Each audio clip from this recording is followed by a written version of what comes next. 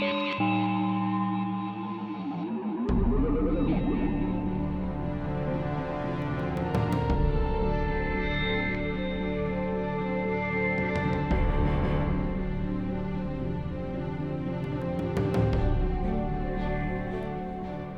to Indefinable Magic, a podcast that could very well be pointless, but it's better than doing the washing up.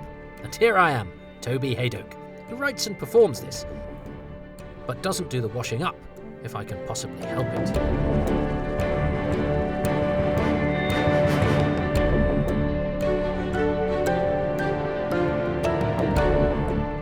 This week's episode, nothing serious, nothing political.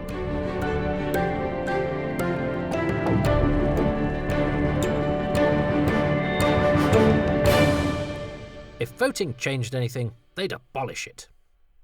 It's been interesting to witness the recent arguments about whether Doctor Who should be political or not, and indeed, whether it always has been.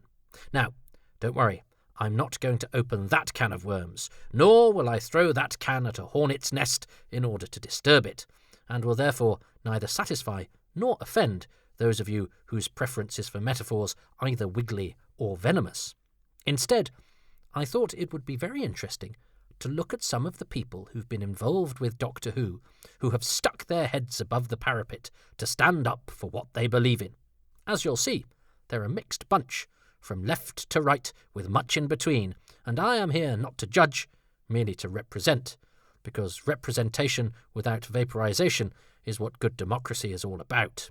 And the most famous political wrangler in the Whonioverse is surely the man who betrayed the Doctor himself in order to secure a golden age that he envisaged for the world, Captain Mike Yates. Yates went from, one presumes, ex-public schoolboy officer material to hippie dropout, but that's fiction, of course. And actually, actor Richard Franklin's political journey in real life has been as interesting as that of his fictional counterpart. He once told me that he had started off as a typical liberal lovey, espousing the sort of politics, fiscally left-leaning, socially extremely liberal, you'd expect from a well-meaning member of the theatrical profession. In the UK, by the 1990s, if you considered yourself neither left-wing enough to vote Labour, with its image of unions and militancy, or if the right-wing nature of the Conservatives, who were socially far less liberal than they are today, and still very much espousing the small state idea when it came to personal financial responsibility, then the Liberal Democrats were a very useful party to associate with, and you even had a chance of winning a few seats, and so gaining some influence in Parliament. And so, in 1992, Richard Franklin stood for the Lib Dems. He didn't stand much of a chance, as the sitting Labour MP, David Blunkett, was a powerhouse who eventually served as Education and Employment Secretary during Tony Blair's years in government. Blunkett had won Sheffield Brightside, a safe Labour seat, in 1987, and so when Franklin stood up against him in 1992, he didn't have much chance of victory. But he came third, with 5,273 votes, a 12% share, both of which are respectable for a third party, and indeed he came less than 2,000 votes behind the Tory challenger, and way ahead of the other candidate for the International Communist Party, who came in fourth with just 150 votes. The bad news for Franklin, though, was that he was the only candidate in that battle whose party's share of the vote dropped, in his case by 1.9%, from the previous election. Franklin had long harboured a resistance to Europe, though, before the word Brexit had even been coined, and so his next grab for power was standing for UKIP forerunner, the Referendum Party, when Euroscepticism was looked at by most of the UK population with either disdain or alarm, but certainly with little chance of success. The Referendum Party was founded by Sir James Goldsmith, who himself had something of the crazy Doctor Who villain about him, a rich man with ferocious zeal, a bonkers idea, and the eyes of Professor Zaroff, and enough resources to put his plans into action. So just 5 years after being a lovely, uncontroversial liberal, Richard Franklin had gone into his cellar, done some chanting, and evoked a powerful maverick to help him to fulfil his ambitions. And he stood for the Referendum Party in Hackney South and Shoreditch in 1997. It may come as a surprise to younger folk currently mired in the vehement discourse between both sides when it comes to the issue of European separation, and who witnessed the vote which revealed a paper-thin gap that actually turned out to be 51% to 49% on behalf of the anti-Europeans, that in 1997, when Goldsmith was pointing his laser at the continent, the suggestion we'd ever leave the European Union was less believable than Invasion of the Dinosaurs model Tyrannosaurus Rex. But timing is everything, and in 1997, no one was quite ready for Captain Mike Yates's Goldsmith age, and he came fifth with just 613 votes. As this was a new venture, there was no swing either way, so his 1.8% of the vote gives no indication of whether his views were coming in or out of vogue. But he did beat the British National Party, the Communist Party, the National Law Party, and the Workers' Revolutionary Party, so that's a victory of sorts. Hackney South and Shoreditch was a safe Labour seat, though, and Brian Sedgemoor didn't just win by over 15,000 votes over his next rival, the Liberal Democrat Martin Panting. See, Richard, you'd have come second if you'd stuck with them.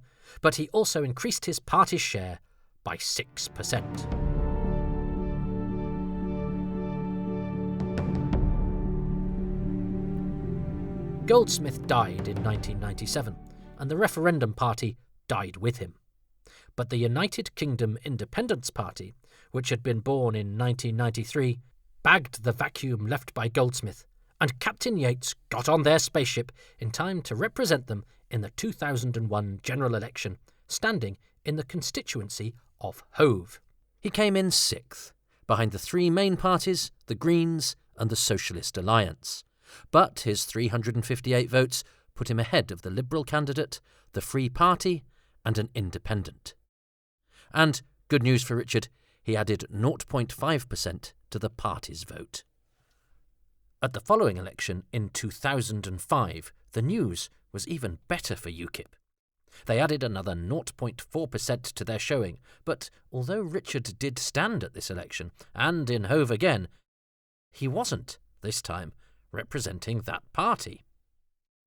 His ideological alignment with UKIP had hit a bump, and so he had instead formed his own party, the Silent Majority, and so presumably mimed his way through the hustings and canvassing, which meant that he was defeated by his former comrades and also by the Respect Party and an independent to come 8th overall, meaning that the majority part of his party's name now, strictly speaking, breached the Trades Descriptions Act.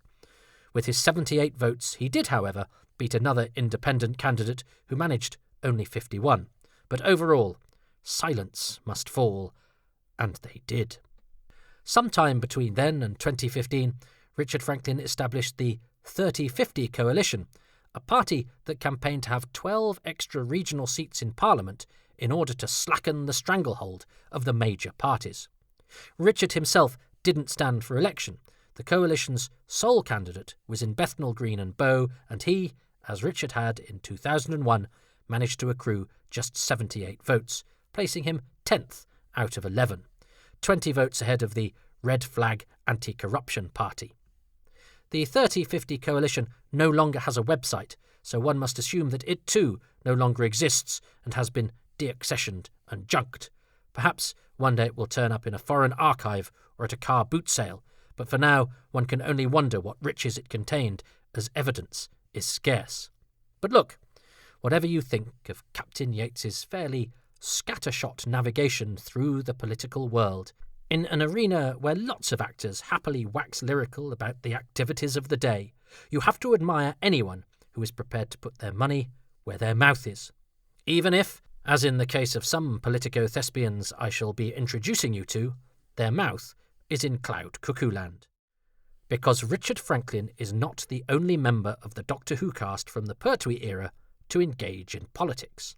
Appropriate, I suppose, for the reign of producer Barry Letts, whose commitment to environmental and left-of-centre concerns is a matter of record. As is, it has to be said for balance, his script editor Terence Dix's poo-pooing of any idea that the Doctor Who team during Letts' tenure were trying to engage in politics at all, and that any allegories were entirely coincidental. They unconsciously reflected things in the air at the time, claimed Dix, but heaven help them if they were trying to make a point. Dix's friend, Malcolm Hulke, whose work is so associated with the Pertwee era, had definitely been a member of the Communist Party at the end of the war, having met a lot of Russian POWs, but by the time he came to write for Doctor Who, he was no longer on their books. He was, however, an active advocate for union membership, and his left-wingery is fairly easy to discern in his writings for the show, especially in Colony in Space, in which the shaggy-haired farmers of Uxarius are treated very badly by the capitalist mining company IMC, some of whom conspire to have hair even worse than that sported by the colonists, despite having access to, presumably, capitalist scissors. One of the colonists is killed early on by an ersatz reptile that turns out to be a front for a mining robot, and interestingly, an evil conglomerate disguising itself as a lizard is an amusingly canny reversal of what some conspiracy theorists today, including David Icke, so familiar to UK viewers as a football journalist often seen on TV just before Doctor Who came on, would have you think, as they believe that many high-ranking politicians are actually lizards in disguise. But look, the victim of the pretend lizard, Leeson, is played by David Webb. Webb trained at RADA and did rep in York and Bromley and started appearing on TV from the late 1950s. And in 1971, yes, he pops up in Doctor Who for one episode. He's the first colonist to encounter Jo and the Third Doctor and is later killed in his dome alongside his wife, Jane. It's a small but significant part, and Webb plays it well. But aside from his acting, Webb was also an anti-censorship campaigner.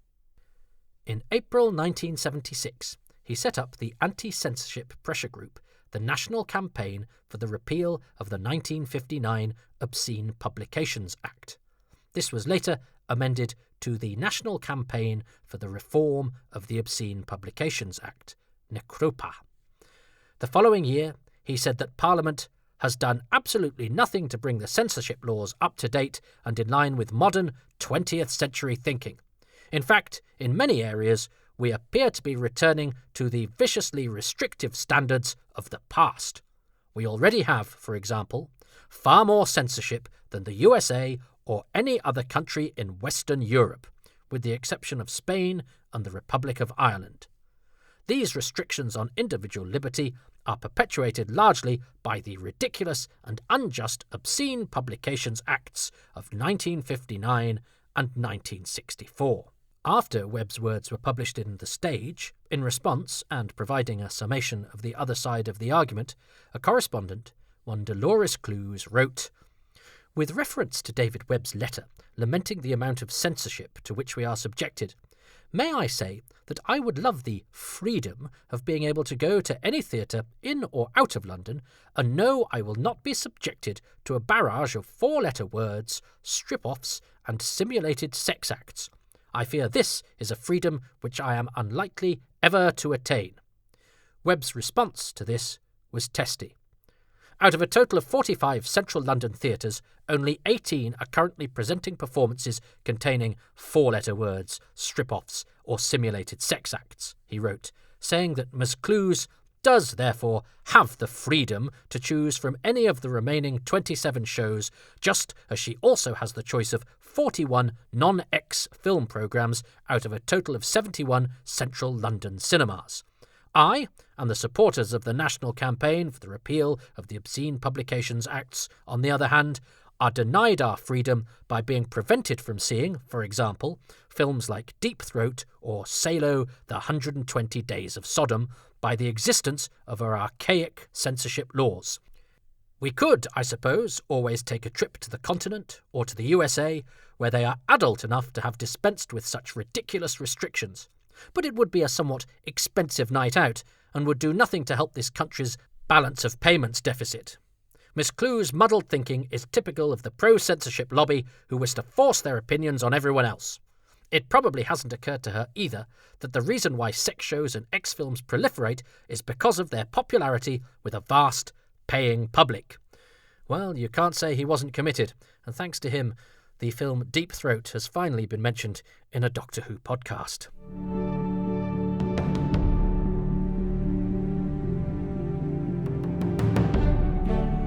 Webb hustled at meetings of the Actors Union Equity, engaging his arguments against pro-censorship campaigners like Mary Whitehouse. In 1981, Whitehouse, earlier a thorn in the side of Doctor Who producer Philip Hinchcliffe, whom she famously insinuated was a bit, sniff, dumb, later, in the documentary 30 Years in the TARDIS, objected to Howard Brenton's play The Romans in Britain, which had onstage nudity and simulated homosexual rape. Whitehouse tried to take the director, Michael Bogdanov, to court. Webb wittily engaged in some apposite rhetoric when addressing his union. "Friends, Romans, and fellow members, I come to bury Whitehouse, not to praise her," he proclaimed, misquoting Shakespeare's Mark Antony from Julius Caesar, and doubtless adding himself to the Hinchcliffe household's Christmas card list in the process. Webb believed that there were certain groups in the UK hell-bent on forcing their beliefs on everyone, and that the Union should totally oppose censorship in the arts. "A director of integrity and repute is being branded with the stigma of criminality by this vindictive bigot," said Webb, probably causing Robert Holmes to punch the air if he was listening at home. "If it is contempt of court to say this, then so be it. Any court which allows such an action to go ahead deserves contempt." Elsewhere, Webb had described Whitehouse as "a very vexatious woman who goes sniffing around looking for people she can prosecute. She should be given a taste of her own medicine. People may sometimes laugh at her methods, but she does have an insidious effect on attitudes, particularly on the government."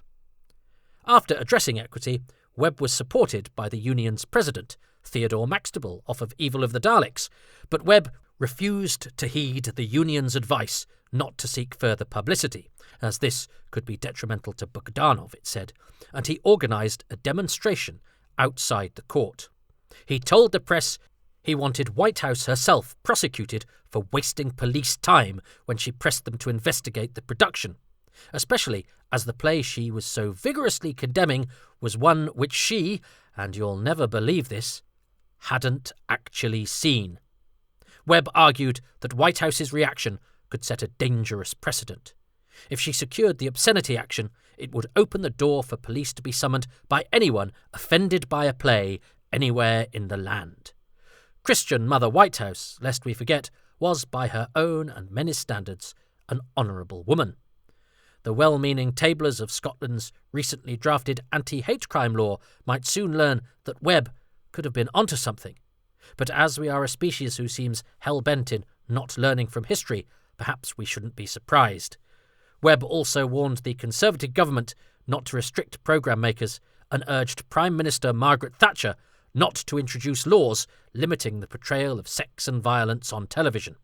He took it further, standing against Thatcher herself in the 1983 general election in her Finchley constituency. Webb, with crusading zeal, rigorously argued for adults to be treated as such, arguing that individuals should be able to absorb whatever material they like as long as they are consenting adults and that no coercion is involved. For him, sexually explicit material should be freely available, and failure to enshrine this God-given right was, he felt, a hypocritical stance from Thatcher's Conservatives, who claimed to be about individual freedom. If Mrs. Thatcher gets back into power, with her dedication to Victorian values, we shall soon be covering up the piano legs once again, he warned. I mean, I'm no prude, but whilst I applaud Webb standing up with vigorous tumescence for his beliefs, I do think that there's some ground to be covered betwixt uncovered mahogany and, well, uncovered mahogany. The hard wood of a piano leg is not quite the same as the hard wood prevalent in films on the saucier end of the spectrum. Or maybe I am a prude.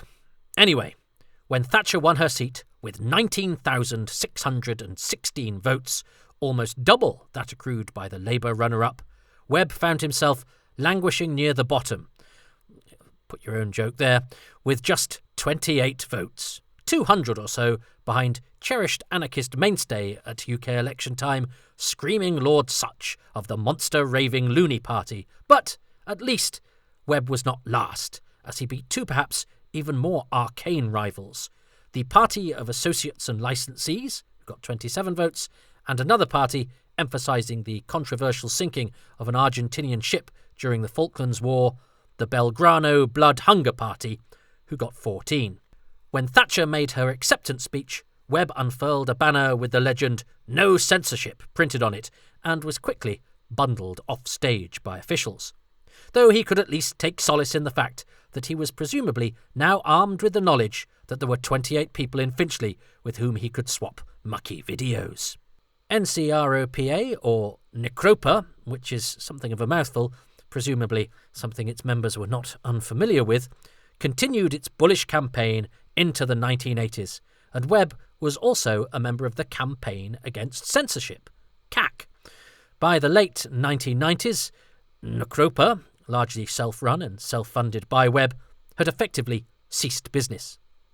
Webb was a secular humanist, and after he died at Trinity Hospice, Clapham, and was cremated at Mortlake Crematorium on the 17th of July 2012, Necropa was formally merged with the CAC on December the 14th. Perhaps he'd have been more successful with a catchier acronym than Necropa. Grown-ups all watch porn, for example, would have given him GORP.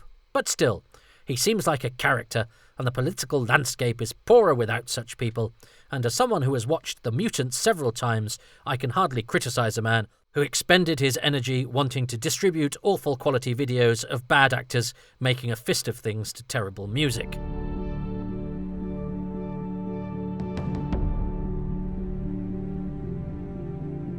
Another 70s figure, embroiled in a sensitive area which still manages to vex people, divide friends, and dominate the national conversation, but is far less fun than sex, was Terence Denville. Denville, whose only on-screen credit on Doctor Who was as a Cyberman in The Invasion, also cropped up uncredited in several stories, from The Faceless Ones to The Monster of Peladon as an ice warrior, including Carnival of Monsters as the Pertwee era's lone cyber representative, looming into camera on Voug's miniscope. However, in a profession which has a reputation for left-wing liberalism, Denville was something of a maverick, though his views, whilst sanitised and not over-detailed here, nonetheless come with a trigger warning. Denville, by all accounts an amiable man and jolly company member, had joined the National Front, a far-right party founded by A.K. Chesterton, formerly of the British Union of Fascists and nothing to do with Ian, in 1970, and was a devoted supporter of the British nationalist cause.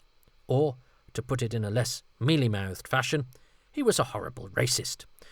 Denville was from a family of British actors with political connections. His best-known relative, Sir Alfred Denville, a very successful actor-manager, was a Conservative Member of Parliament for Newcastle upon Tyne Central for 14 years in the 30s and 40s. A hefty inheritance from Sir Alfred meant that Terence Denville was a man of independent means. Arguably, a better use of Alfred's money was the setting up of the actors' retirement home Denville Hall.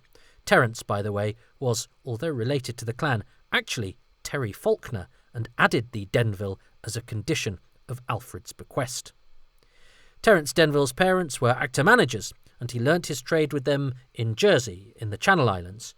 He served his 2 years national service in the Intelligence Corps, firstly at training camp near Mayfield in East Sussex, and then later in Germany. After stints in theatre, he made his way into TV, but often in walk-on roles. Whilst at the BBC, he would leave copies of National Front promotional material around TV Centre's huge club and canteen, and then observe who would pick up these items and how they reacted. Some recipients, he claimed, would explode in fury, but others would look around furtively, then tuck the flyer into their pocket or handbag. His was the hate, though, that dare not speak its name, and I've encountered many actors who worked with Denville who knew nothing of his views. Denville stood for Parliament first in a by-election in 1976 at Carlsharlton, an outer suburb in southwest London. He obtained 1,851 votes, 4.61%, far higher than expected, and his fourth place, behind Tory, Labour and Liberal candidates, put him ahead of the other fringe parties standing. Later that year, however, he was trounced in a Twickenham Council by-election accruing just 57 votes. At the general election in 1979, he was back at Carlshalton again, but mustered just 919 votes, this time without competition from minor parties. He was fourth of four. Back in Twickenham in 1983 for the general election, he came fifth out of six, losing out to the three main parties and the Ecology Party, and receiving just 234 votes. In 1986, Denville became embroiled in a war of words with some protesting students at a National Front rally which was complaining against the National Front not being able to use Norton Town Hall for a meeting. Amidst all this election campaigning, he kept up with the routine work at his local Kingston and Richmond National Front branch. He was a member of its committee and attended all of its meetings, as well as the monthly General Members Meeting. He frequently joined branch activists with weekly leafleting. Who knows, perhaps he was even a member of the local white supremacist football team, but I haven't been able to find that out. Denville wasn't the only person lurking in the background of Doctor Who with, shall we say, unconventional beliefs. Clenching his fist and giving good, high-status person vexed by science fiction tomfoolery acting in Time Flight is the actor Brian McDermott, as Sheard, the testy head honcho of Heathrow Airport, standing in a cupboard looking over the shoulder of a radar operator or getting peeved with the cheery bonhomie of his Showbiz 11 Concorde crew.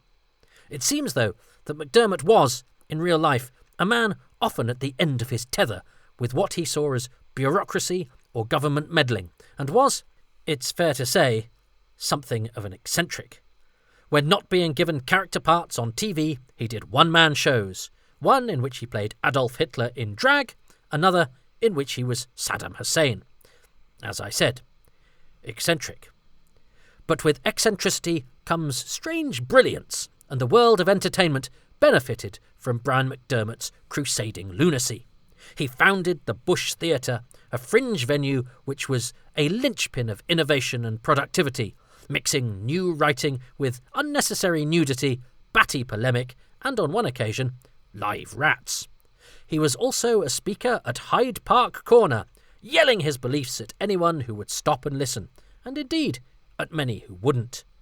He was known as the godfather of the fringe, meaning the fringe theatre, although when he was campaigning politically, his party of choice, UKIP, the United Kingdom Independence Party, was very much considered on the fringe of politics, as Brexit, something McDermott would never live to see, was over 15 years away.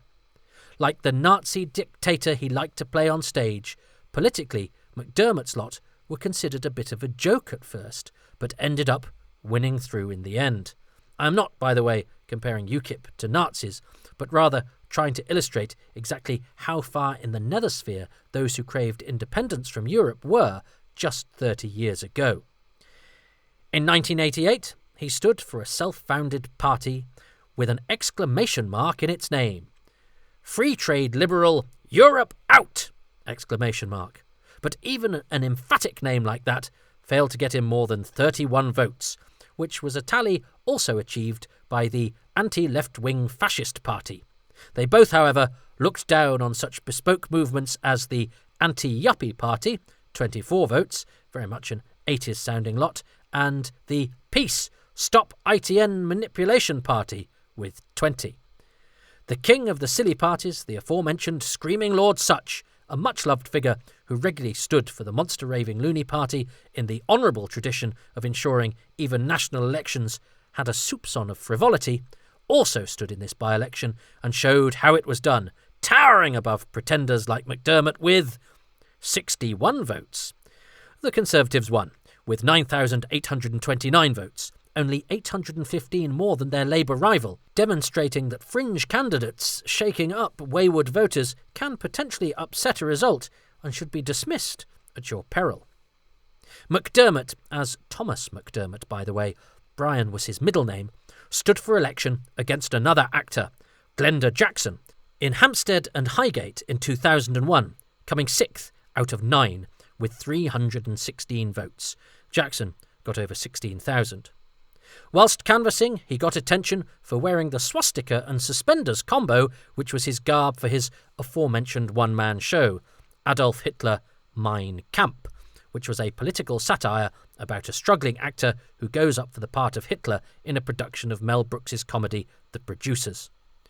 McDermott had actually stood in elections since as early as 1972 on platforms attacking the EEC, the EC, the EU and later the Euro.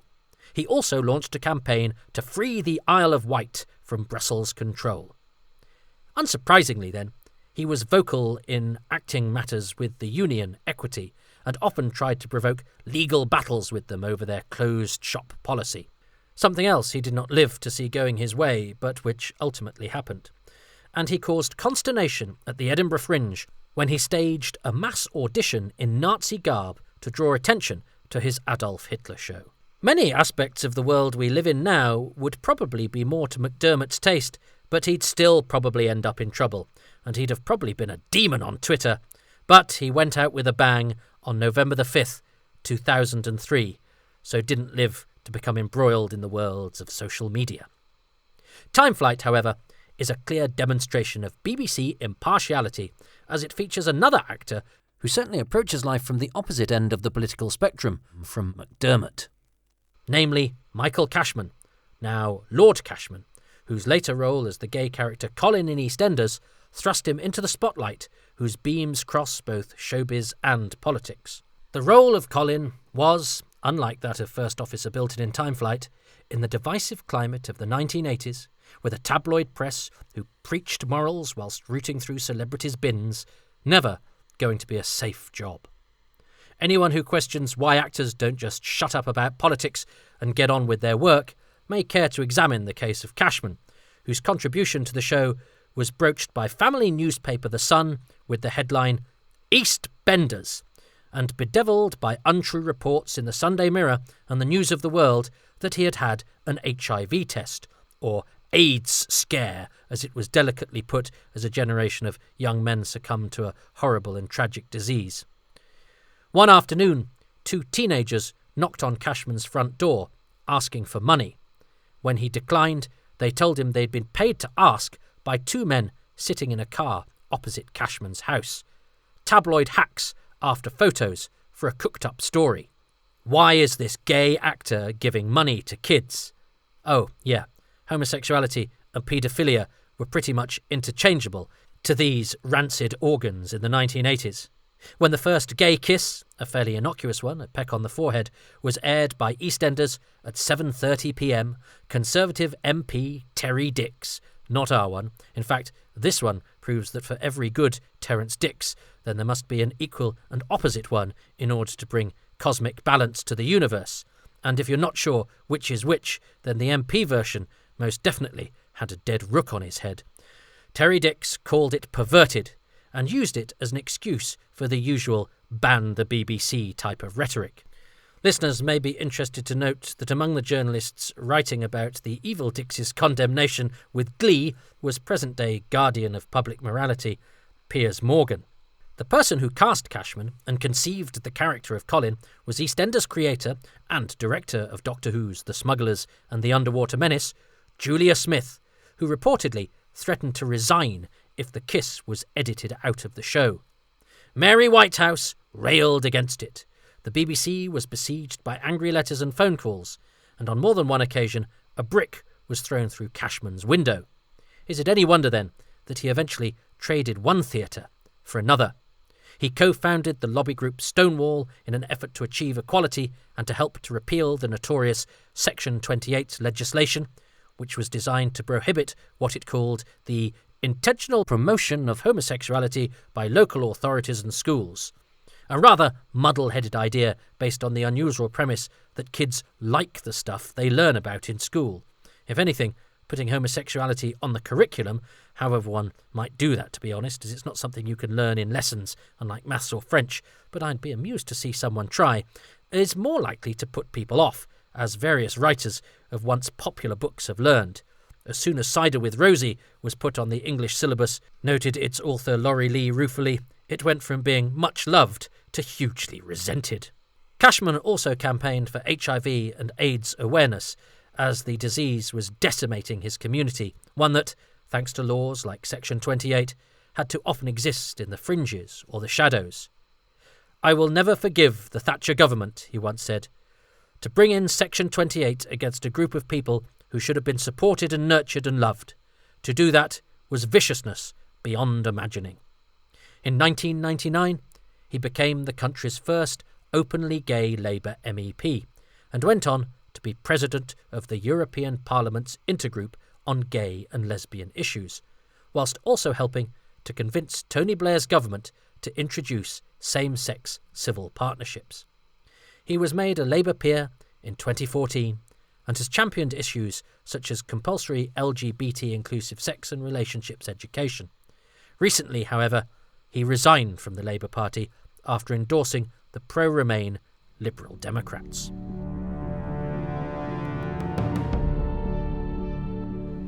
To demonstrate that Doctor Who is a broad church, let us point now to Rafe Arliss, Tuar in Planet of the Spiders, and, more memorably, the villainous Kick-Along in the 1979 Euston Films production of Quatermass. Tuar is, of course, a denizen of the famous Blue Planet, but politically, Mr. Arliss is of an altogether different hue. A descendant of the famous Shakespearean actor George Arliss, Rafe stood for the Green Party in North Dorset in 2005. He lost to the Conservatives by over 20,000 votes, coming last. It was the first time that the Greens had stood in that constituency. At the following election, a different Green candidate achieved less than half of Arliss's tally. It's not easy being Green. The Green Party, by the way, used to be called the Ecology Party, mentioned earlier, but formally became the Green Party at the 1985 party conference in Dover, after another actor with Doctor Who connections suggested adding the colour green to the name in order to fall in line with other environmental parties in Europe. He presumably felt that it was his moral duty to save the planet, as the actor in question was John Abernethy, whose 4 Doctor Who roles include General Carrington in The Ambassadors of Death and Ranquin the Swampy King in The Power of Kroll, in which he took his commitment to all things green, it has to be said, all the way. Back to Rafe Arliss. Among his priorities was the opening of a new children's home in India. He got involved in the project after his son spent a month doing voluntary work there. "I wanted to do something in India anyway because it's one of my favourite places," said Mr. Arliss, "and I went out in May and met the man who runs the children's home. With boys and girls being separated at the age of 10, a new home for boys became an urgent priority." Arliss ensured that building work could go ahead and fundraised for day-to-day running costs. Appropriately for a Metabilis farmer, he also campaigned against GM crops, which had proved to be more dangerous to some wildlife than their conventional equivalents, though he might just have been working on behalf of the 8-legs on that one. And still, the Pertwee era is the parliamentary gift that keeps on giving. Vorg and Schörner in Carnival of Monsters may have promised nothing serious, nothing political from their miniscope, but behind the glitter and pom-poms, Schörner was a budding politico. She, Cheryl Hall, was the Labour Party parliamentary candidate for Canterbury in the 1997 general election, coming second to Conservative Julian Brazier with 16,949 votes to his 20,913. Prior to her attempt, Labour had been in third place. The following election, current Labour Minister Emily Thornberry stood in the seat and did slightly better than Cheryl Hall, but still lost. Canterbury is now, though, at the time of recording, in Labour's hands, and its representative is Rosie Duffield MP. Miss Hall just didn't quite time her stand right. However, she also served as a member of Kent County Council, being voted councillor for Ramsgate, South Kent in 1993, and being voted its first female leader in 1998.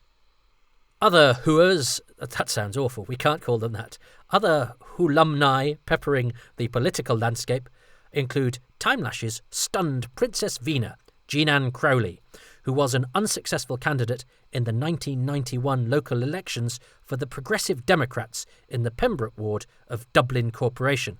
Perhaps she simply wasn't convincing enough. You might also have seen Oliver Morgenstern of the Royal Hope Hospital, aka actor Ben Wrighton, canvassing in St Austell and Newquay in 2010 because his mother, Caroline Wrighton, stood as a Conservative candidate there. However, The power of Who was not enough to propel her ahead of the Liberal Democrats. On the other side of the political divide, the same season's Mrs. Moore, actress Helen Griffin, had stood as a candidate for the Respect Coalition in the 2004 elections for the European Parliament. She was an active campaigner for anti-war, anti-racist and feminist causes, and in 2006 Griffin was arrested for daubing red paint on the National Museum of Wales as part of a protest against Israel's actions in Lebanon.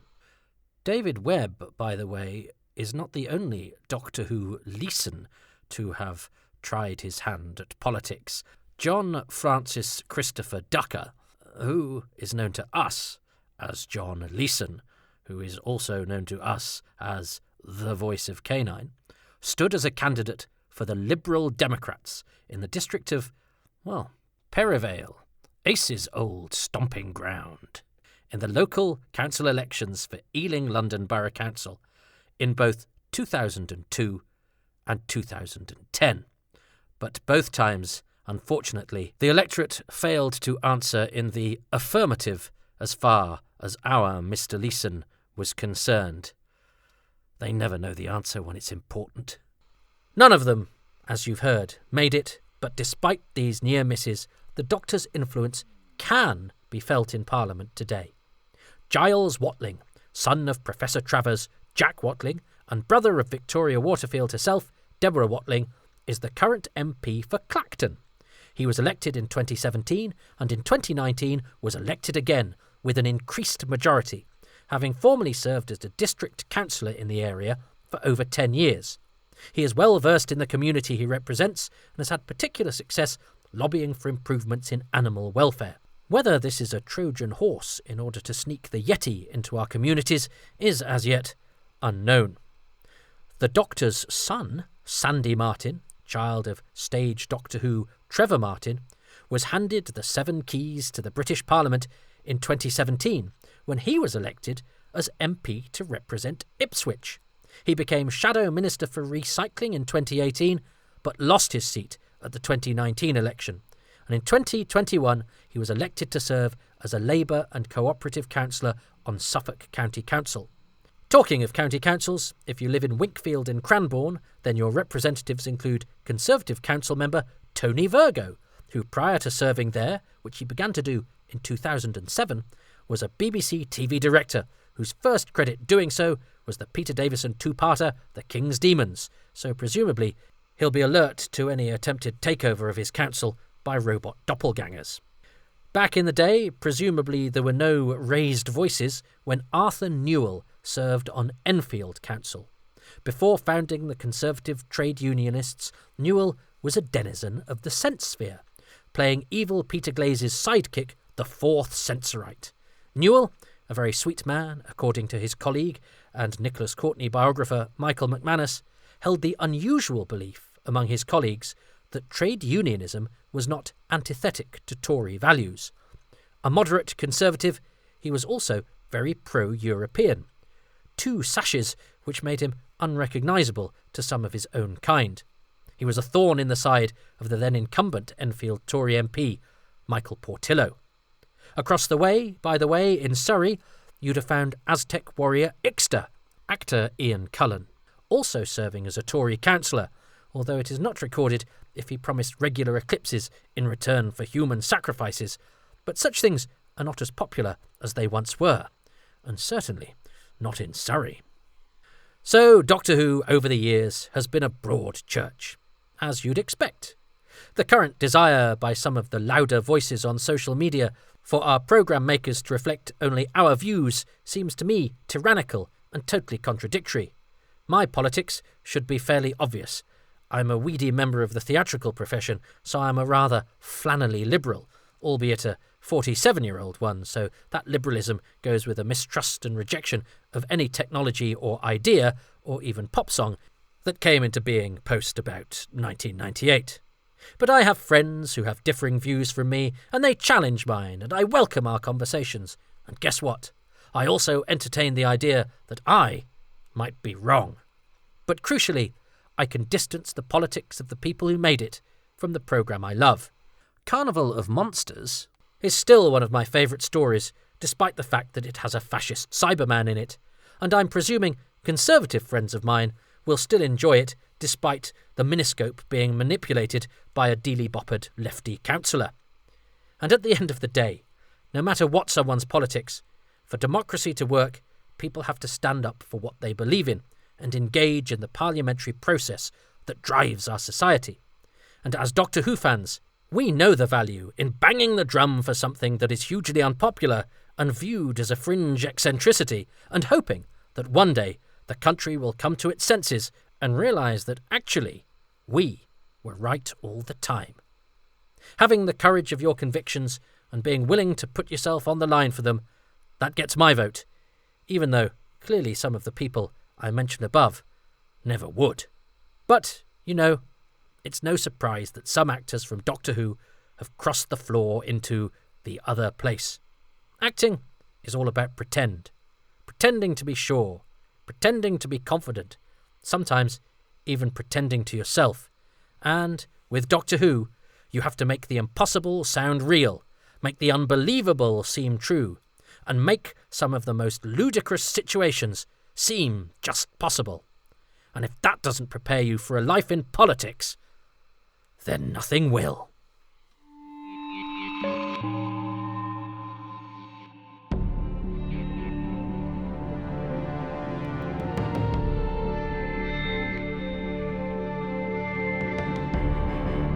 Thank you for voting for Indefinable Magic. I am your returning officer, Toby Haydock, who wrote and performed what you just heard. These podcasts would be impossible without a constituency of patrons, who include Robin Bland, Luke Atkins, Peter Adamson, Will Brooks, Peter Burns, Richard Byatt, Alex Kafajoglu, Paul Carnahan, Andy Case, Richard Chalk, John Curley, Mark Dakin, Gary Gillett, Ian Gillespie, James Gould, Lisa C. Greco, Dave Hoskin, Jessica Jones, Andrew Jordan, Clive Lewis, Guy Lambert, James Lark, Gavin McLean, David Matthewman, John McClay, Russell McPhillips. The podcast artwork is by Dylan Patterson, and the music has been specially composed for this podcast by Dominic Glynn. If you too would like to become a patron, you can do so by going to patreon.com/Toby Haydock. There are several tiers available, but it's fairly egalitarian.